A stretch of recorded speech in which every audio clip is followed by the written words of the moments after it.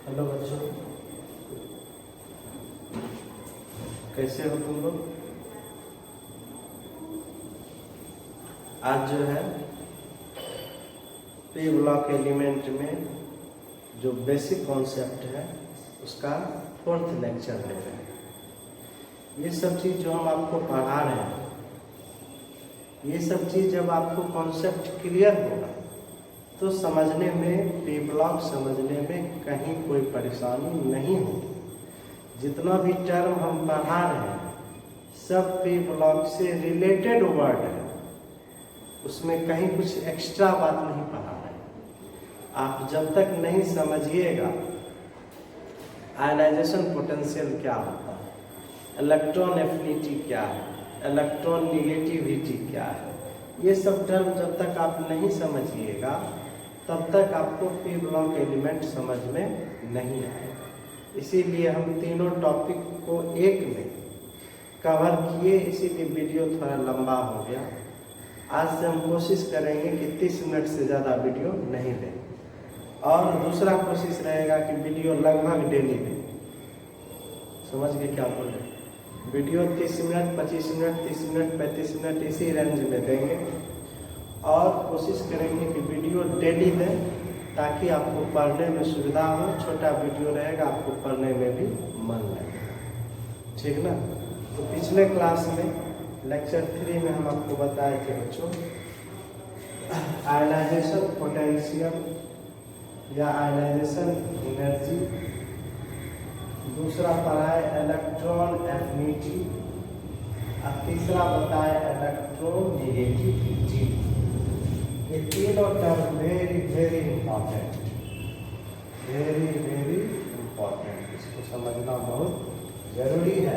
इसीलिए जो स्टूडेंट इस वीडियो को नहीं देखे होंगे, पी ब्लॉक का जो बेसिक कॉन्सेप्ट 3 है आप उसको देख लीजिएगा निश्चित रूप से, है ना।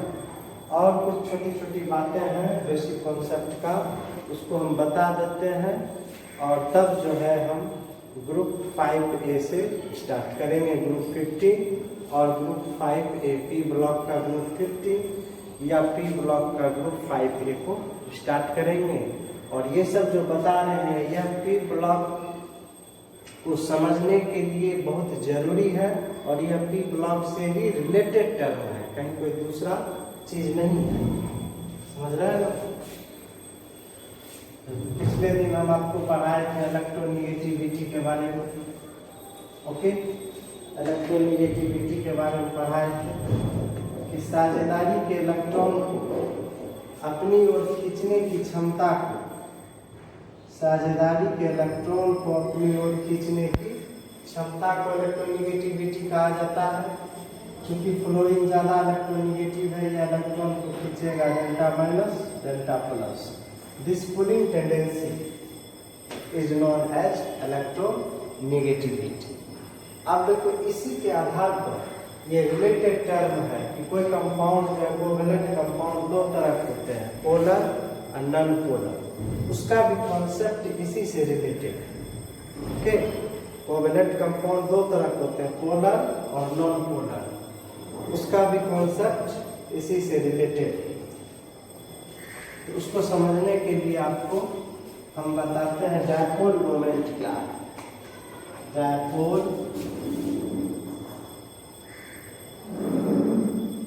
डायपोल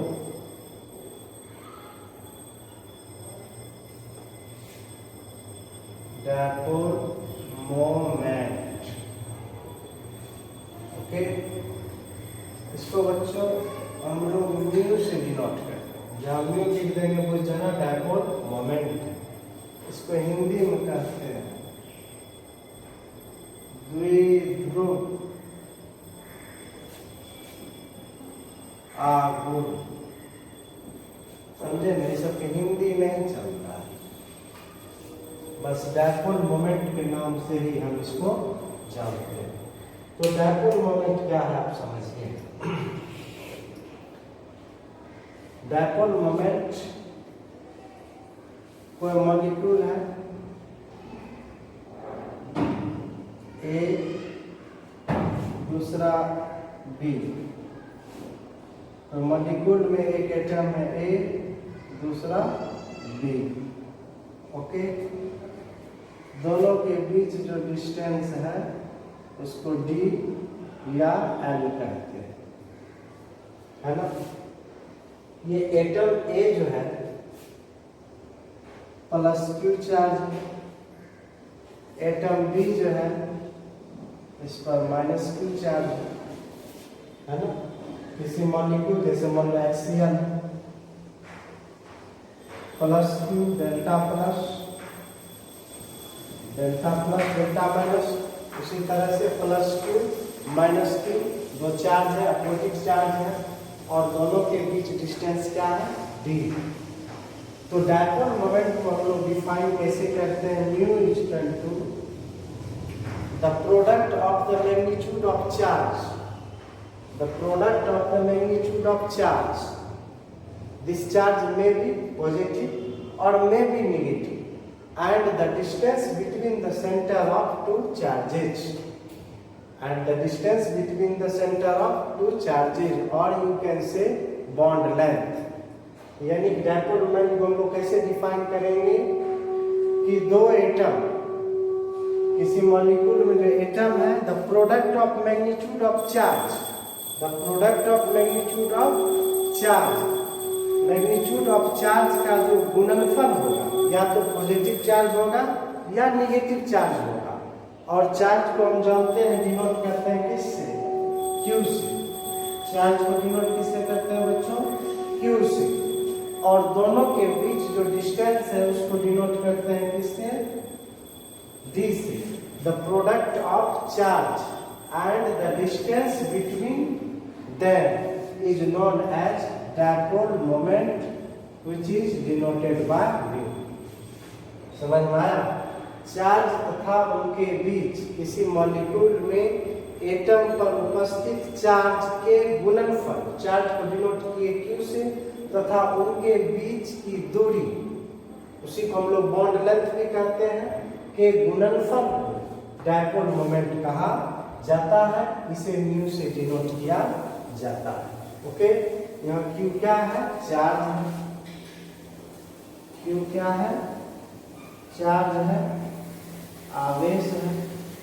ओके, एंड डी क्या है, distance between opposite charges, distance between opposite charges. इसी को आप बॉन्ड लेंथ भी कह सकते हैं, बॉन्ड लेंथ भी कह सकते हैं। और म्यू क्या है, यहाँ लिख के दिए हैं डायपोल मोमेंट। इसी के गुणनफल को हम लोग चार्ज और डिस्टेंस के गुणनफल को डायपोल मोमेंट कहते हैं।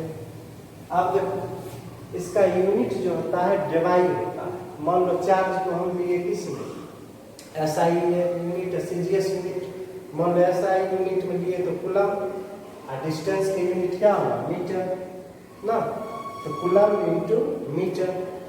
इसी को CGS में लिए तो चार्ज का CGS यूनिट हो गया ES, और डिस्टेंस का क्या होगा, सेंटीमीटर, ESU इंटू सेंटीमीटर। इसी के गुणनफल को डिवाई कहा जाता है। ESU into centimetre is known as क्या, डिवाई। इसीलिए इसका यूनिट जो होता है डिवाई होता है। इसका यूनिट क्या होता है, डिवाई, DVDY। इसको हम लोग डिनोट करते हैं किससे, डी से। और जानिए कि डायपोल मोमेंट क्या है, एक वेक्टर क्वांटिटी। डायपोल मोमेंट क्या है भैया, एक वेक्टर क्वांटिटी। तो वेक्टर क्वांटिटी है तो इसमें क्या होगा, मैग्नीट्यूड होगा, डायरेक्शन होगा, दोनों होगा। इसको हम लोग कैसे सिंबल से रिप्रेजेंट करते हैं, यूनिट तो बता दिए इसका डिवाई है ना। इसको देखो रिप्रेजेंट कैसे करते हैं, इसको रिप्रेजेंट किया जाता है ऐसे, एरो से, इधर जो है क्रॉस करते। ओके, डायपोल मोमेंट को जो है रिप्रेजेंट करते हैं कैसे, एरो से, और टेन पर क्या देते हैं, क्रॉस देते हैं। इस टेन का जो हेड होता है यह मोर इलेक्ट्रोनेगेटिव एलिमेंट की ओर होता है, और इस एरो का जो हेड होता है, ये टेन जो होता है, यह लेस इलेक्ट्रोनेगेटिव एलिमेंट की ओर होता है। समझ गए? ये एरो का जो हेड है किधर रहेगा? More electronegative atom, more electronegative atom की ओर क्या रहेगा इसका? हेड। और लेस इलेक्ट्रोनेगेटिव की ओर इसका क्या रहेगा? टेल रहेगा। ये सब बात जब तक हम अच्छी तरह से नहीं समझेंगे तब तक हम पता है यहाँ में टेल जो है ये क्या रहेगा? लेस इलेक्ट्रोनेगेटिव एटम की ओर क्या रहेगा? टेल। और मोर इलेक्ट्रोनेगेटिव एटम की ओर क्या रहेगा? इसका हेड। यह क्या है भैया? Vector quantity. Vector quantity. Vector पढ़ने क्या होगा फिजिक्स में? इसमें डायरेक्शन, मैग्नीट्यूड और डायरेक्शन दोनों होता है। इसीलिए डायपोल मोमेंट क्या है? ध्यान दीजिएगा, डायपोल मोमेंट क्या है? एक वेक्टर क्वांटिटी है। डायपोल मोमेंट को डिनोट करते हैं किससे? ऐसे देते हैं। डायपोल मोमेंट के डायरेक्शन को डिनोट करते हैं एरो से। यहाँ पर क्या देते हैं? क्रॉस। ये एरो का जो हेड होता है मोर इलेक्ट्रोनेगेटिव एलिमेंट की ओर होता है, अधिक विद्युत ऋणात्मक एटम की ओर इसका हेड होता है, और कम विद्युत ऋणात्मक एटम की ओर इसका क्या होता है? टेल होता है।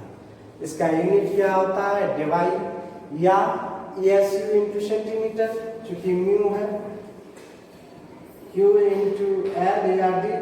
ओके, चार्ज का हो गया क्या? ESU। इसका क्या हो गया? सेंटीमीटर। ESU इंटू सेंटीमीटर, इसी को हम लोग डिवाई बोलते हैं। ऐसा यूनिट में बात करेंगे तो क्या होगा? Coulomb into metre. ओके, इसका यूनिट होता है डिवाई या ESU इंटू सेंटीमीटर या कूलम इंटू मीटर। समझ गए ना? ये सब कॉन्सेप्ट आपको दिमाग में रखना। अब कौन सा डायपोल मोमेंट पढ़ने से क्या फायदा हो? डायपोल मोमेंट के द्वारा हम लोग पता करेंगे कि कोई भी एटम जो है पोलर है कि नॉन पोलर। अब यहाँ पर समझिएगा, dipole moment is directly proportional to the electronegativity difference. ध्यान दीजिएगा, dipole moment mu is directly proportional to electronegativity difference.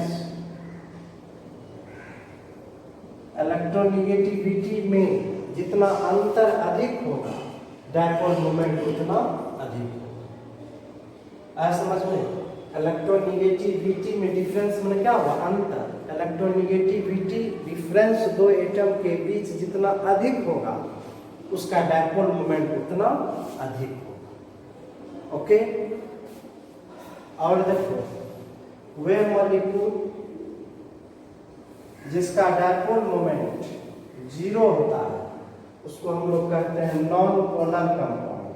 Covalent compound दो तरह का होता है, पोलर और नॉन पोलर। इसी को बताने के लिए डायपोल मोमेंट होता है। ये सब एग्जाम में आपको क्वेश्चन आएगा। Which of the following is a polar compound, which of the following is a non polar compound, ये सब ऑब्जेक्टिव में आएगा। तो जिस कंपाउंड का, जिस कोवेलेंट कंपाउंड का डायपोल मोमेंट 0 होगा उसको हम लोग कहेंगे non polar compound. Non polar compound. अध्रुवीय यौगिक। हिंदी बोल दिए हैं, इन्हें कहना सर लिखे में, बोले कि नहीं बोले? अध्रुवीय यौगिक। ओके, और जिसका डायपोल मोमेंट 0 नहीं होगा, नॉट इक्वल टू 0, उसको हम लोग कहते हैं polar compound. Polar compound Hindi लिख दें, इसको कहते हैं ध्रुवीय यौगिक। और नॉन पोलर क्या हुआ? अध्रुवीय यौगिक। एकदम ये की पॉइंट है, आप इसको दिमाग में रखिएगा भैया, इसको भूलना नहीं है। इसी से पता करेंगे कि कौन पोलर है कौन नॉन पोलर है। फिर से बोलते हैं, वे कंपाउंड जिसका डायपोल मोमेंट 0 होगा उसको नॉन पोलर कहेंगे और ध्रुवीय यौगिक कहेंगे। वे कंपाउंड जिसका डायपोल मोमेंट 0 के इक्वल नहीं होगा, मतलब सर्टेन वैल्यू होगा 1 2 3 4 1.2 1.3 कुछ होगा, उसको पोलर कंपाउंड। अब मान लो पोलर कंपाउंड ही 2 है या 2 से अधिक, मान लो 2 या 2 से अधिक पोलर कंपाउंड आपको दे दी। पहला केस है कि यदि डायपोल मोमेंट 0 आया तो कह देंगे नॉन पोलर फट्स, और यदि कोई कंपाउंड पोलर है तो उसने पूछेगा कि कौन सा कंपाउंड अधिक पोलर है, कौन सा कंपाउंड कम पोलर है, तो उसका जवाब आपको यहाँ से कि 2 एटम के बीच इलेक्ट्रोनेगेटिविटी में अंतर जिसका अधिक होगा उसका डायपोल मोमेंट अधिक होगा, और जिसका डायपोल मोमेंट अधिक होगा वह अधिक पोलर होगा। एज फॉर एग्जांपल देखिए, HF, HCl, HBr,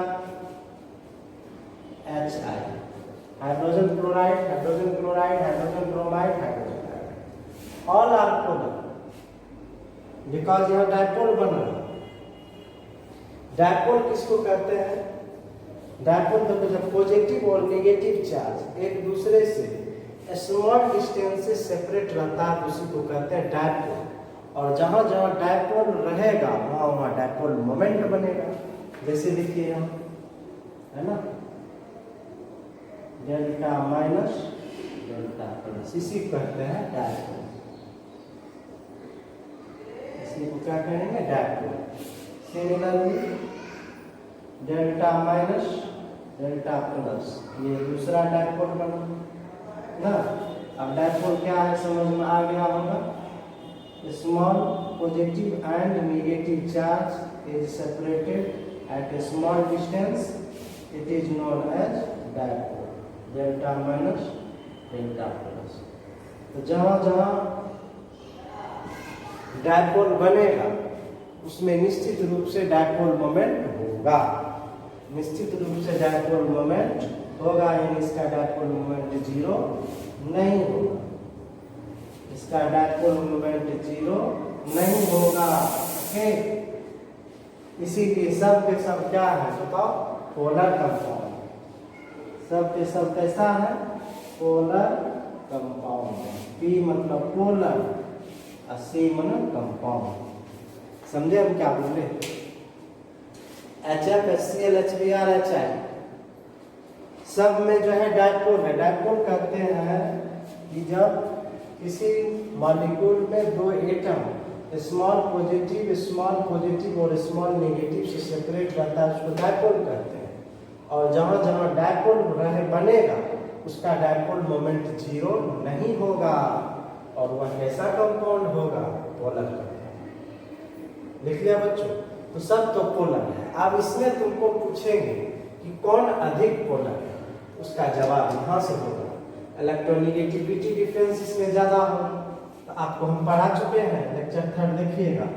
fluorine, chlorine, bromine, iodine बताएं कि किसी ग्रुप में इलेक्ट्रोनेगेटिविटी का मान ऐसे बढ़ता है और पीरियड में ऐसे बढ़ता है। ग्रुप में नीचे से ऊपर और पीरियड में लेफ्ट से राइट की ओर। इस आधार पर फ्लोरीन ज्यादा है। हाइड्रोजन तो देखो सब में हाइड्रोजन है, अब फ्लोरीन की इलेक्ट्रोनेगेटिविटी क्या है? ज्यादा है ना। तो हाइड्रोजन की इलेक्ट्रोनेगेटिविटी है कितना? 2.1।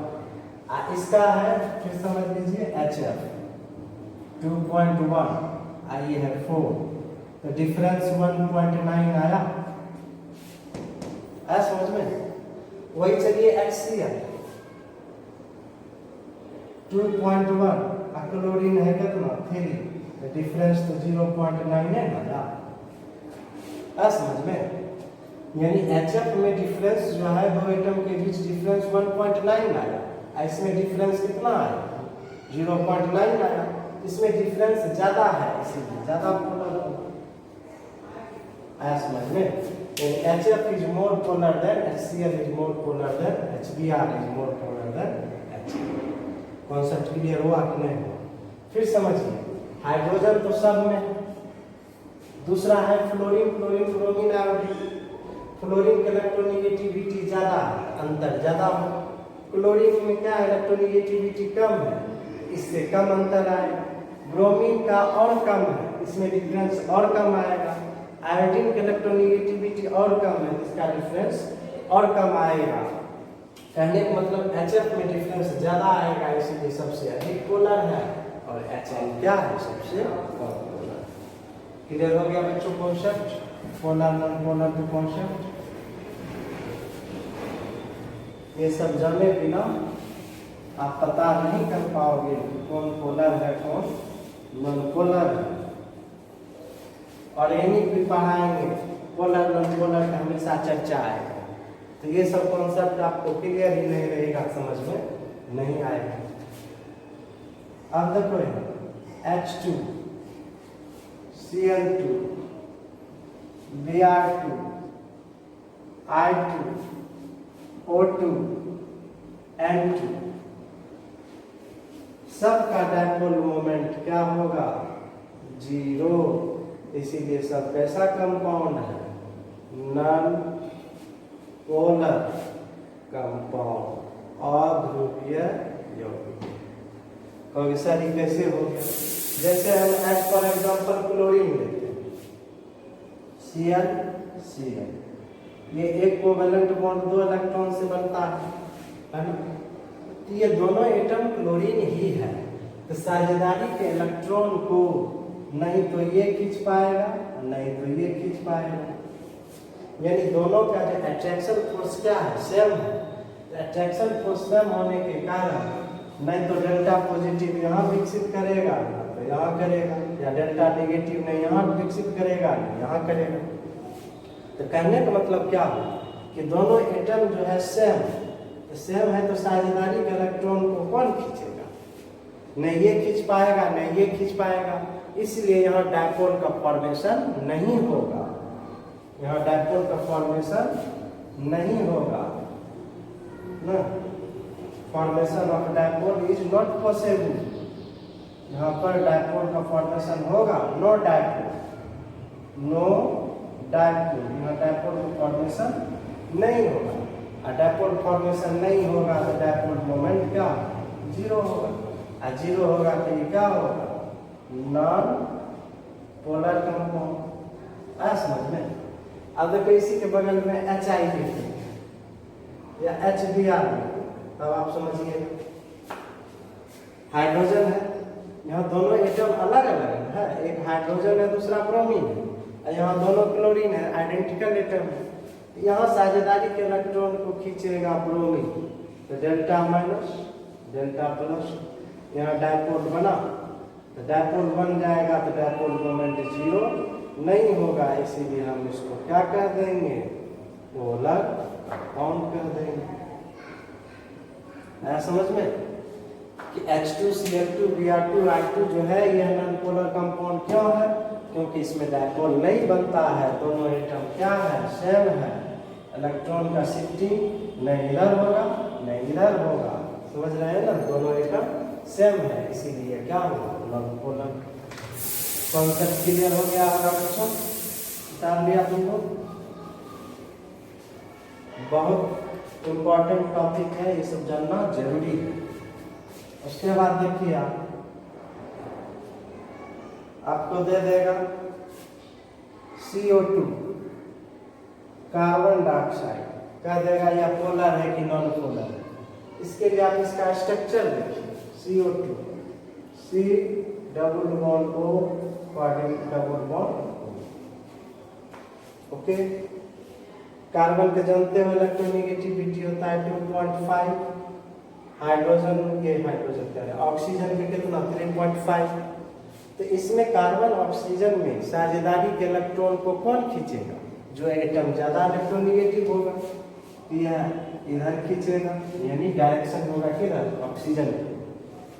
एक्चुअली हमको दिखाना चाहिए ऐसे, शॉर्ट में ऐसे दिखाना।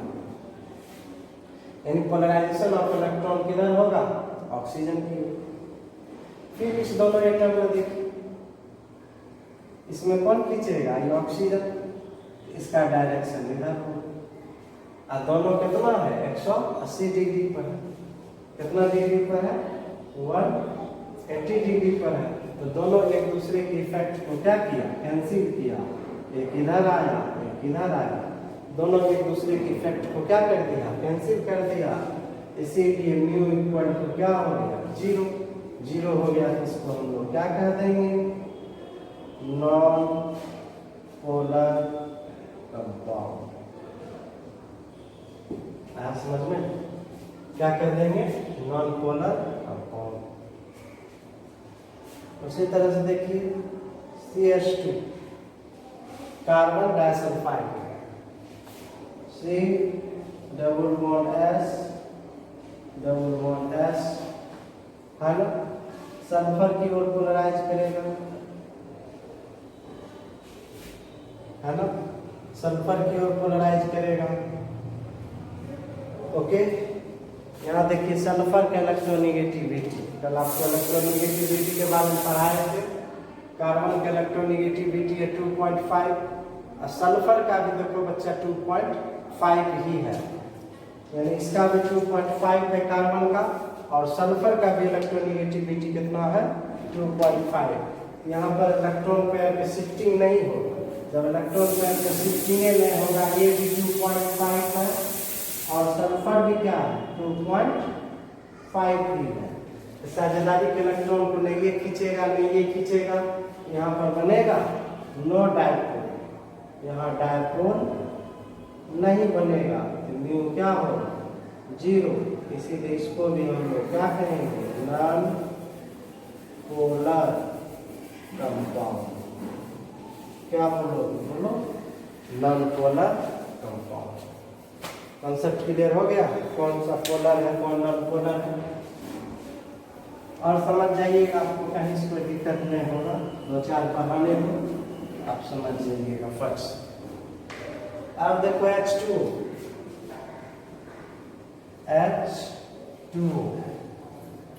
वाटर, H2O, इसका स्ट्रक्चर लिखिएगा HOH। वाटर के बी शेप्ड मॉलिक्यूल होता है, भेस्पर थ्योरी पढ़ाए। इसमें 2 लोन पेयर इलेक्ट्रॉन है। लोन पेयर इलेक्ट्रॉन रहने के कारण इसका शेप जो है लीनियर नहीं होता, H को ऐसे नहीं लिखते, बिकॉज लोन पेयर के कारण ये बॉन्ड पेयर क्या होता है, इसे दब जाता है, BSEPR। भेस्पर थ्योरी के अनुसार इसका शेप दब जाता है, इसीलिए इसको बैंड कहते हैं, बी शेपेड और बैंड। अब यहाँ देखो तो हाइड्रोजन है, यहाँ ऑक्सीजन। हाइड्रोजन की इलेक्ट्रोनेगेटिविटी 2.1, ऑक्सीजन के 3.5। तो साझेदारी के इलेक्ट्रॉन को कौन खींचेगा, ऑक्सीजन। फिर इस हाइड्रोजन ऑक्सीजन को कौन खींचेगा, ऑक्सीजन।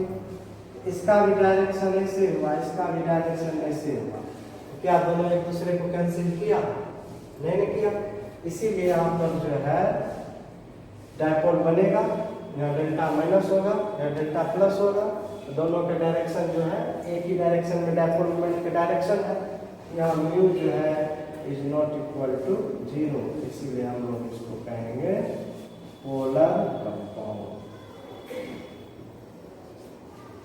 समझे, फिर समझिए, ऑक्सीजन की चापनी हो, ये भी ऑक्सीजन की चापनी हो, दोनों का डायरेक्शन क्या हुआ, एक ही डायरेक्शन में, यहाँ कैंसिलेशन हुआ नहीं हुआ, इसीलिए यहाँ डायपोल मोमेंट 0 नहीं होगा। इसीलिए वाटर को हम लोग क्या कहेंगे, पोलर कंपाउंड। क्या बोलोगे बच्चों, पोलर कंपाउंड। यानी जहाँ भी ये वाटर है, इसका शेप होता है V शेप, ऑब्जेक्टिव आ जाएगा V शेप,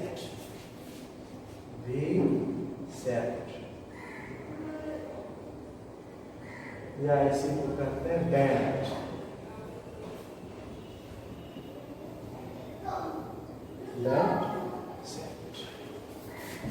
भेस्पर थ्योरी हम आपको बताएं।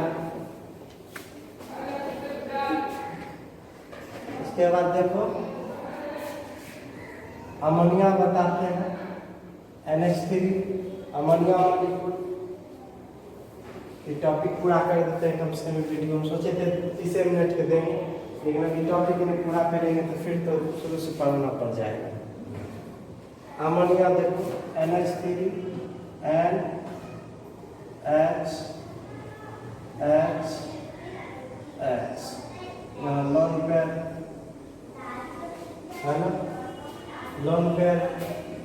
अब देखो लोन पेयर जो होता है, ये जो लोन पेयर है इसका डायरेक्शन ऐसे, ये लोन पेयर क्या होता है, एक एटम के द्वारा बॉन्डेड होता है, और बॉन्ड पेयर क्या होता है, दो एटम के द्वारा बॉन्डेड होता है। इसीलिए लोन पेयर जो है ज्यादा स्प्रेड करता है किसी एटम में, इसीलिए इसको ऐसे लिखा है। अब जानबे करते हो हाइड्रोजन का इलेक्ट्रोनेगेटिविटी है 2.1, नाइट्रोजन का है 3, ज्यादा है। तो देखो साझेदारी के इलेक्ट्रॉन को ये ऐसे खींचा, ये ऐसे खींचा, फिर ये ऐसे खींचा, इसका डायरेक्शन तो ऐसे है। नेट डायरेक्शन क्या होगा, इसका ऐसे है, ये ऐसे है, ये ऐसे है। क्या यहाँ कैंसिलेशन हुआ, कैंसिलेशन नहीं हुआ, इसीलिए यहाँ mu is not equal to 0, इसीलिए हम इसको क्या कह देंगे, पोलर कंपाउंड। यानी अमोनिया तुम्हारा कैसा कंपाउंड है, पोलर कंपाउंड। वाटर कैसा कंपाउंड है, पोलर कंपाउंड। क्लियर, फिर समझिए डायरेक्शन होगा किधर, नाइट्रोजन क्यू, फिर इसमें नाइट्रोजन क्यू, नाइट्रोजन क्यू, तीनों एटम का डायरेक्शन होगा नाइट्रोजन क्यू। और लोन पेयर ज्यादा स्प्रेड रहता है, चूंकि यह एक न्यूक्लियस के द्वारा बॉन्डेड रहता है, इसका डायरेक्शन ऐसे हुआ चूंकि स्प्रेड है। इस सब का डायरेक्शन एक ही दिशा में है ना, यहाँ कैंसिलेशन हुआ नहीं हुआ, इसीलिए इसका डायपोल मोमेंट 0 नहीं होगा। इसको हम लोग क्या कर देंगे, पोलर कंपाउंड। समझ में आया। NH3 उसी तरह से जो है PH3, ये भी तुम्हारा क्या होगा, पोलर होगा। नाइट्रोजन की जगह फास्फोरस कर देंगे तो ये क्या हो गया, पोलर हो गया। समझ रहे हैं ना। उसी में देखिए अब देखो NH3 दे देते हैं, nitrogen ट्राफ्लोराइड, NF3, NCl3, NPr3, NI3, सब के सब पोलर। कैसे आप समझिएगा, NF3 हम चर्चा कर रहे हैं, NF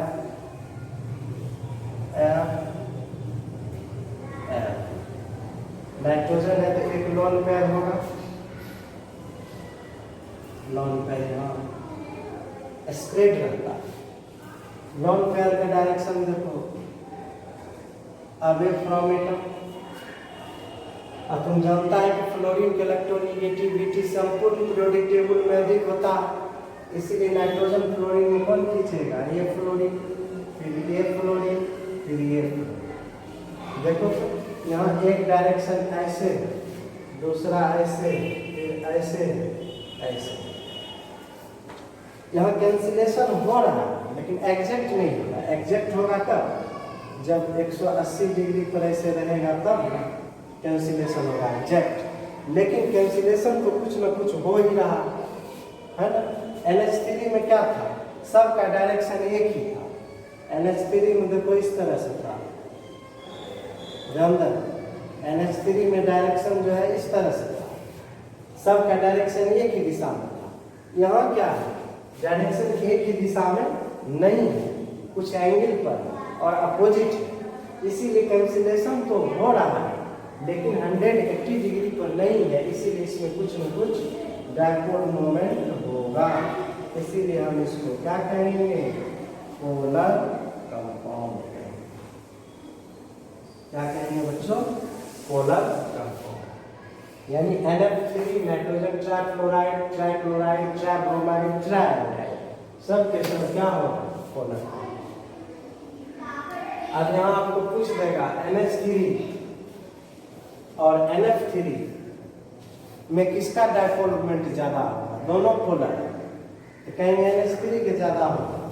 इसीलिए इसमें जो है डायपोल मोमेंट का डायरेक्शन सब एक ही दिशा में है ना, और यहाँ डायपोल मोमेंट का डायरेक्शन सब एक दिशा में नहीं है, यहाँ कुछ न कुछ कैंसिलेशन हो रहा है।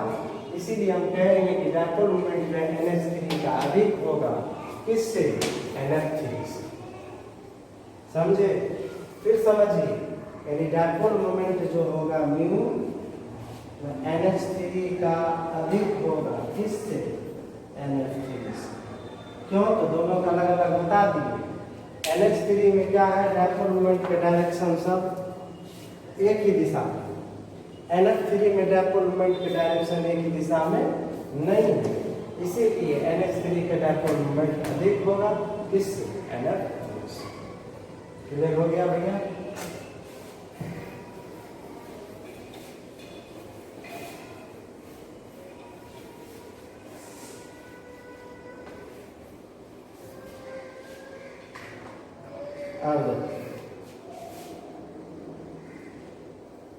BF3,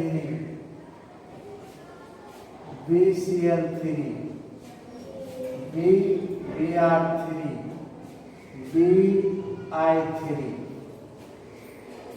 इसमें समझिए यह कैसा कंपाउंड है? पोलर है कि नॉन पोलर है? बहुत important compound. Boron trifluoride B, इसके बैलेंस सेल में कितना इलेक्ट्रॉन है? 3। एटॉमिक नंबर बोरॉन का 5 है, फर्स्ट ऑर्बिट में 2, सेकेंड ऑर्बिट में 3। इसमें 3 ही इलेक्ट्रॉन है, इसमें लॉन पेयर नहीं है, इट है 3 इलेक्ट्रॉन। और तीनों इलेक्ट्रॉन क्या किया?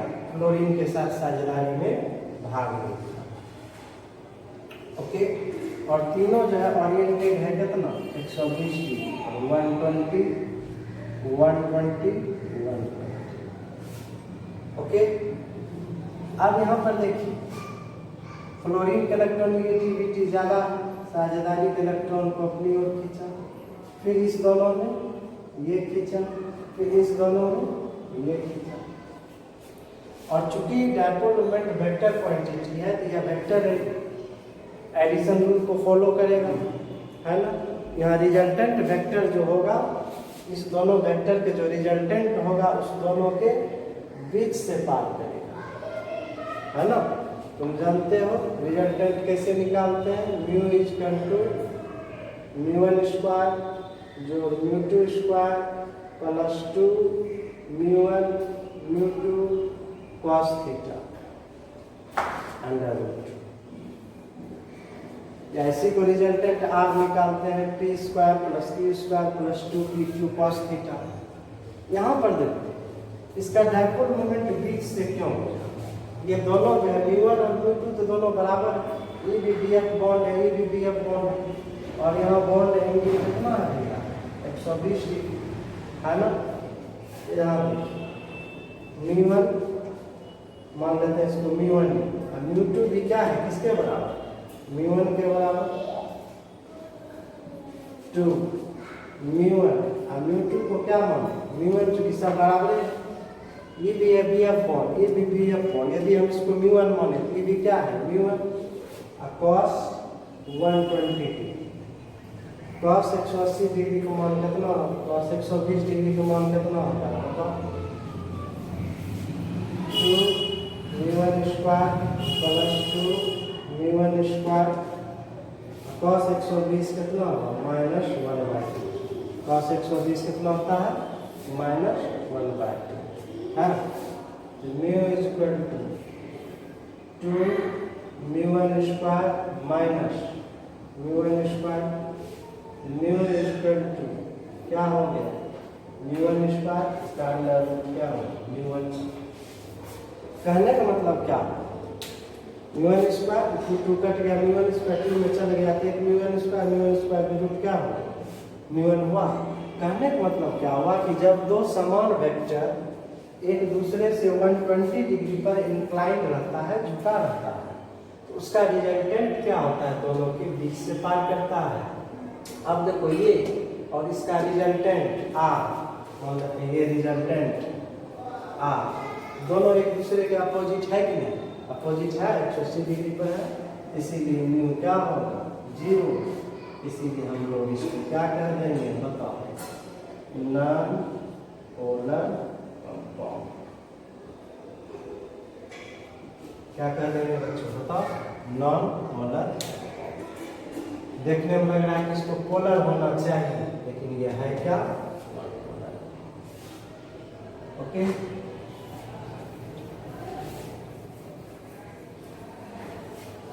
अल्कोहल है, एमीन है, यह सब हमारा क्या है, पोलर है। ध्यान दीजिएगा, नॉन पेयर है, अल्कोहल है, एमीन है, यह सभी पोलर है। ROH अल्कोहल है ना,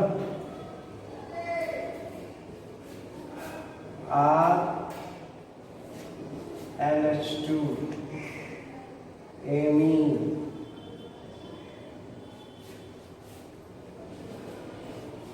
COOH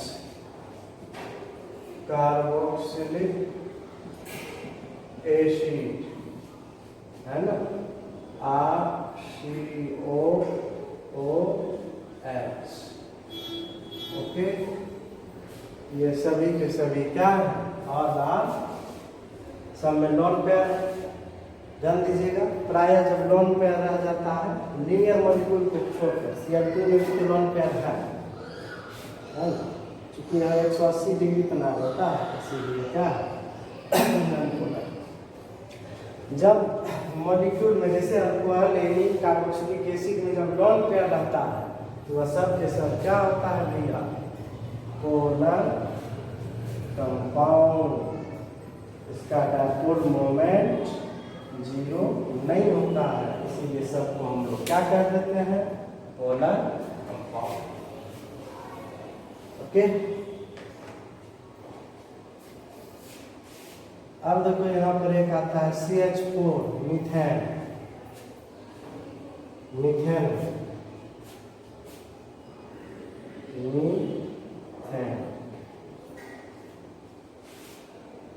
इसमें कार्बन का हाइब्रिडाइजेशन sp3 है। sp3 होने के कारण यह क्या होता है, और इसमें लॉन पेयर नहीं है, इसके कारण स्ट्रक्चर इसका होता है टेट्राहेड्रल। क्या होता है भैया, टेट्राहेड्रल। देखो टेट्राहेड्रल इस तरह से दिखा, टेट्राहेड्रल 3 डायमेंशनल स्ट्रक्चर। कैसा स्ट्रक्चर है, 3 डायमेंशनल स्ट्रक्चर है ना। हाइड्रोजन के इलेक्ट्रोनेगेटिविटी है कितना, 2.1, कार्बन का 2.5। साझेदारी के इलेक्ट्रॉन इधर खींचा, ये इधर गया, ये इधर गया, ये इधर गया, लेकिन सब के सब जो है इसमें बॉन्ड एंगल है कितना, बॉन्ड एंगल जो है यहाँ 109 डिग्री 28 मिनट। तो सिमेट्रिकल स्ट्रक्चर हो जाता है। इसका स्ट्रक्चर कैसा है, symmetrical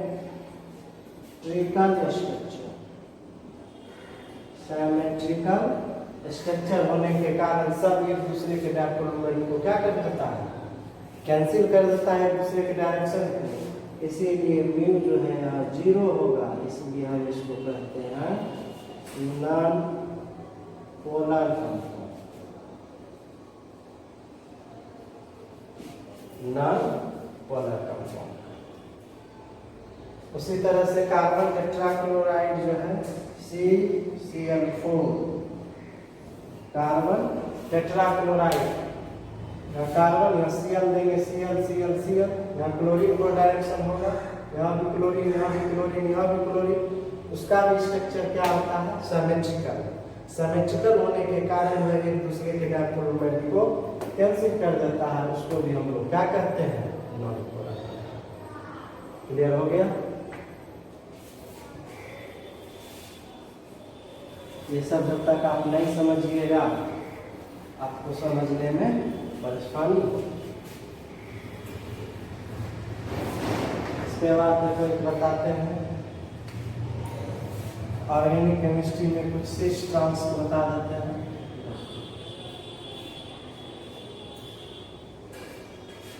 HCl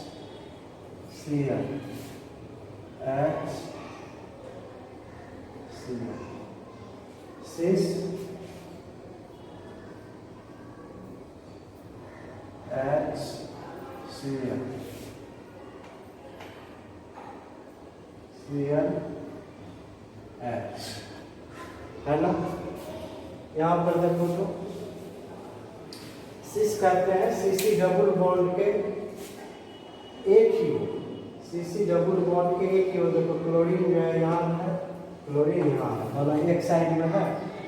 CC double bond है, ये एटम क्लोरीन और ये भी एटम क्लोरीन, दोनों सीसी डबल बॉन्ड के एक ही साइड है, माना स्पेटियल डिस्टेंस कम रहेगा, उसको बोला जाता है सिस फॉर्म।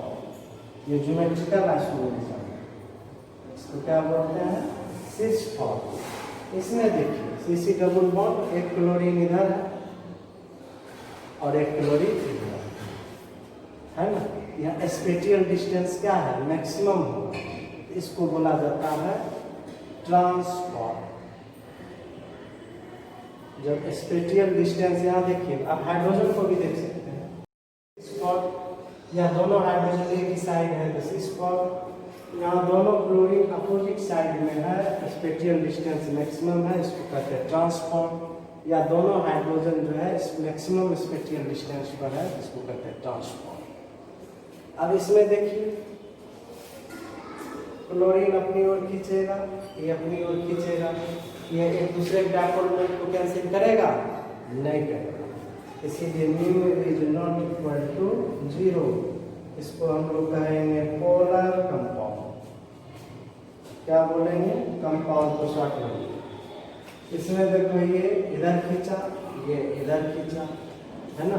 एक दूसरे की डायरेक्शन क्या है, अपोजिट है, एक दूसरे की डायरेक्शन क्या है, अपोजिट है, इसीलिए म्यू इक्वल टू 0। इसीलिए हम लोग इसको कहेंगे नॉन पोलर कंपाउंड। कहने का मतलब सिस फॉर्म जो है पोलर है, इस कंपाउंड का सिस फॉर्म पोलर है, इस कंपाउंड का ट्रांसफॉर्म क्या है, नॉन पोलर। सिस और ट्रांस समझ गए बच्चों, सेम साइड रहेगा सिस डबल बॉन्ड का सिस, अपोजिट साइड रहेगा तो ट्रांस। ओके, ढेर सारा है, देखो बेंजीन है, ऑर्थो पोजीशन पर दिए क्लोरीन, ऑर्थो मेटा पारा, है ना। तो इसमें देखिएगा इधर इधर है ना, 180 डिग्री पर है, कितना डिग्री पर है, 180 डिग्री पर है। दोनों एक दूसरे को क्या कर दिया, कैंसिल कर दिया, तो म्यू इक्वल टू क्या हो गया, 0। इसीलिए इसको कहेंगे नॉन पोलर कंपाउंड। अब यहाँ पर देखिए इधर इसका ये भी पोलर है, इधर है, ये इधर, ये भी क्या है, पोलर, दोनों पोलर। यहाँ भी mu is not equal to 0, यहाँ भी mu is not equal to 0, दोनों क्या है, पोलर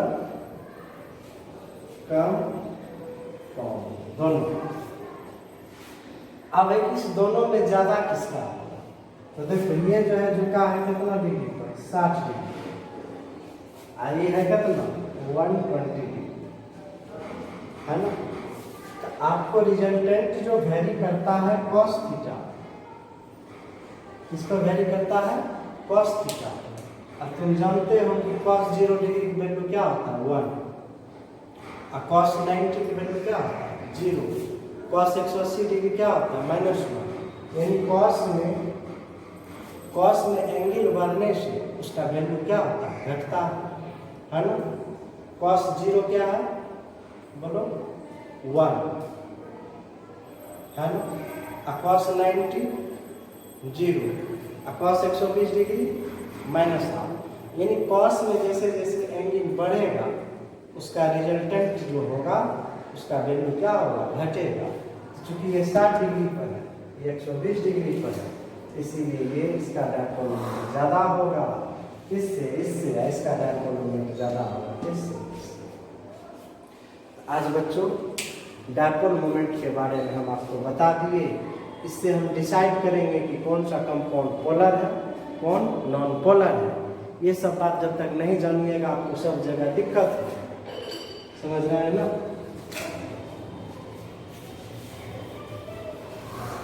सोचे थे तीसरे में पढ़ाएंगे, लेकिन 30 मिनट में तो पूरा हुआ नहीं। और देखो बताते हैं, दूसरा टॉपिक पढ़ाते हैं।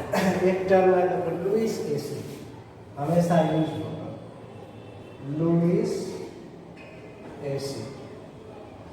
एसिड बेस का ढेर सारा डेफिनेशन है, उसमें से एक डेफिनेशन है लुईस एसिड। ये ब्रॉड डेफिनेशन है। लुईस एसिड कहते हैं ऐसा केमिकल स्पेसीज जो किसी रासायनिक अभिक्रिया में लोन पेयर इलेक्ट्रॉन को क्या करेगा, लोन पेयर इलेक्ट्रॉन को एक्सेप्ट करता है, उसको लुईस एसिड है ना। अब सवाल उठता है कौन एक्सेप्ट करेगा, जिसमें इलेक्ट्रॉन की कमी होगी। इसमें इलेक्ट्रॉन की कमी होगा वही ना एक्सेप्ट करेगा बच्चों। याद रहो ऑब्जेक्टिव में पूछ देता है निम्नलिखित में से कौन लुईस एसिड है, तो शॉर्ट में लिख देते हैं लोन पेयर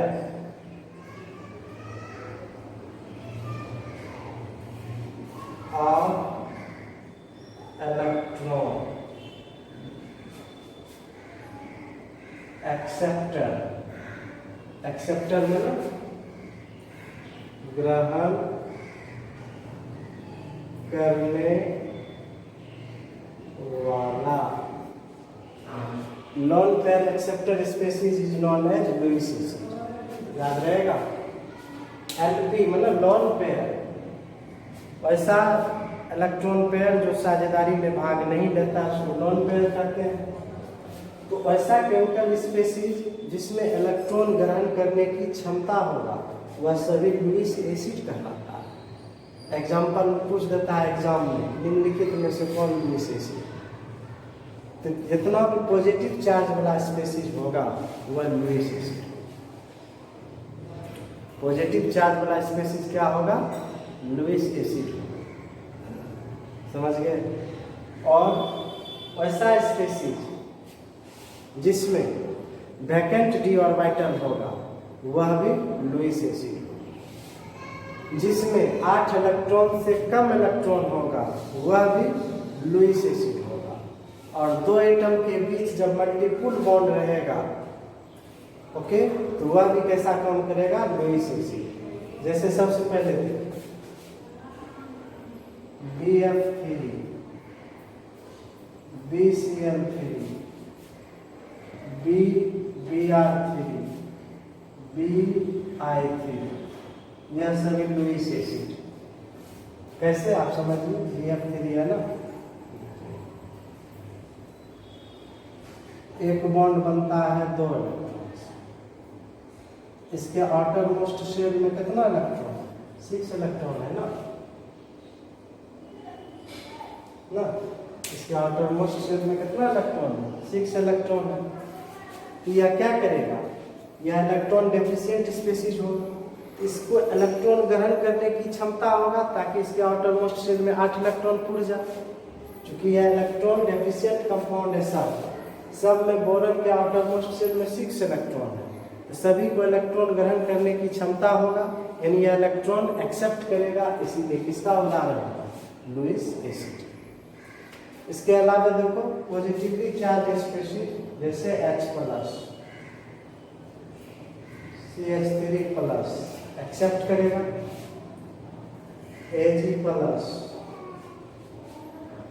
Fe++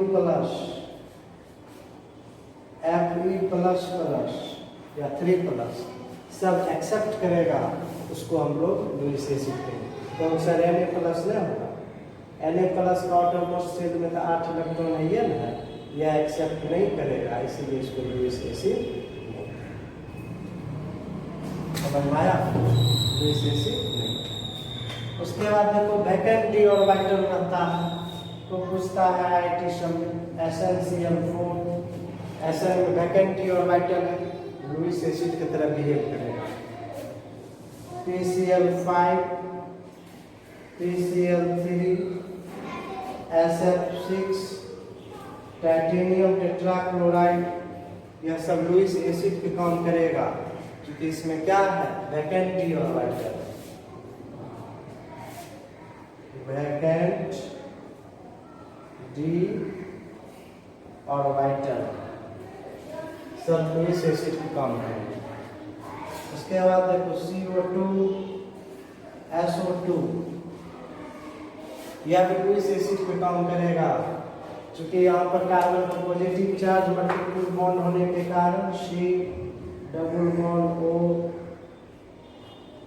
ये ऐसे पोलराइज करेगा, डेल्टा माइनस डेल्टा प्लस, तो ये जो है कोई न्यूक्लियोफाइल जो है जैसे इस पर जाके अटैक करेगा, यानी इसमें इलेक्ट्रॉन ग्रहण करने की क्षमता होगा, इसीलिए सभी उदाहरण है इसके। पूछता है परीक्षा में बनाइएगा निम्नलिखित में से कौन लुईस एसिड? आपको पूछ देगा एग्जाम में, क्वेश्चन पूछा हुआ है BCl3 एक लुईस एसिड है क्यों?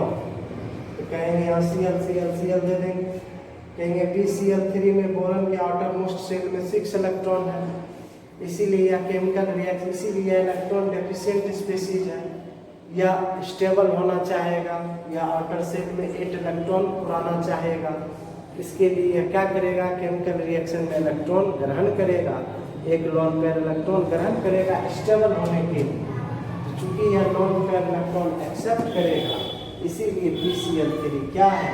Lewis acid. आप क्वेश्चन देखिएगा परीक्षा में मिल जाएगा कि BCl3 जो है लुईस एसिड है क्यों? तो उसका जवाब यही है। निम्नलिखित में से कौन लुईस एसिड है? तो उसका जवाब ओके। ये सब टर्म आपको जानना जरूरी है बच्चों। एक क्लास और हम लेंगे, उसके बाद समझ में आपको सब चीज आ जाएगी लुईस एसिड के बाद। देखो Lewis base, Lewis base just उल्टा भस्म। एसिड में क्या होगा? लोन पेयर एक्सेप्ट करेगा, यहाँ क्या कहेंगे? Lone pair of electron, lone pair of electron. Donor species, donor मतलब देने वाला, lone pair electron donor species को क्या कहेंगे? Lewis base. Those chemical species which donate lone pair of electron in a chemical reaction is known as Lewis base. Obvious है, इसमें electron ज्यादा होगा। लोन पेयर जहाँ इलेक्ट्रॉन होगा, जितना भी लोन पेयर इलेक्ट्रॉन होगा वह केमिकल रिएक्शन में इलेक्ट्रॉन डोनेट करेगा, इसीलिए वह लुईस बेस होगा। जैसे RNH2 एमीन लोन पेयर है ना, डोनेट करेगा, Lewis base. ROH H2O ether, यह सब क्या करेगा? डोनेट करेगा, इसलिए Lewis base. Negatively charge species Cl minus, F minus, Br minus, I minus, cyanide minus, यह सभी के सभी क्या है? लुईस बेस है ना। CO NO यह क्या करेगा? कॉम्प्लेक्स कंपाउंड का फॉर्मेशन करेगा, लोन पेयर के कारण यह कॉम्प्लेक्स कंपाउंड का फॉर्मेशन करेगा, इसीलिए लुईस बेस का काम करेगा। एथिलीन, एसिटिलीन,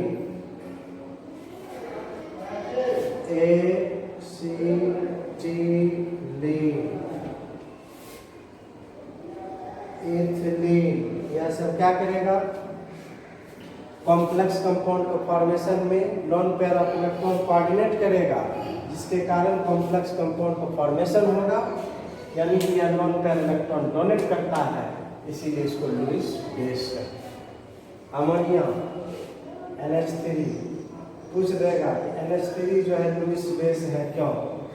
क्योंकि NH3 में नाइट्रोजन पे एक नॉन पेयर इलेक्ट्रॉन है, यह केमिकल रिएक्शन में इलेक्ट्रॉन डोनेट कर सकता है, इसीलिए यह कैसा काम करेगा बच्चों? लुईस बेस का काम करेगा। ओके, ये बेसिक कॉन्सेप्ट का जो वीडियो दिए हैं आप बढ़िया से देखिएगा। आज पढ़ाए हैं डायपोल मोमेंट के बारे में, पोलर कंपाउंड क्या होता है, नॉन पोलर कंपाउंड क्या है, लुईस एसिड क्या है, लुईस बेस क्या है, इसके बारे में कॉन्सेप्ट। ठीक ना। अब हम वीडियो आधा घंटा का ही देंगे, आज सोचे थे आधे घंटा के देंगे, लेकिन टॉपिक पूरा नहीं हुआ तो थोड़ा बढ़ा दिए, आधा घंटा का वीडियो देंगे, डेली देंगे। ओके, इसको जरूर लाइक कीजिएगा, सब्सक्राइब कीजिएगा।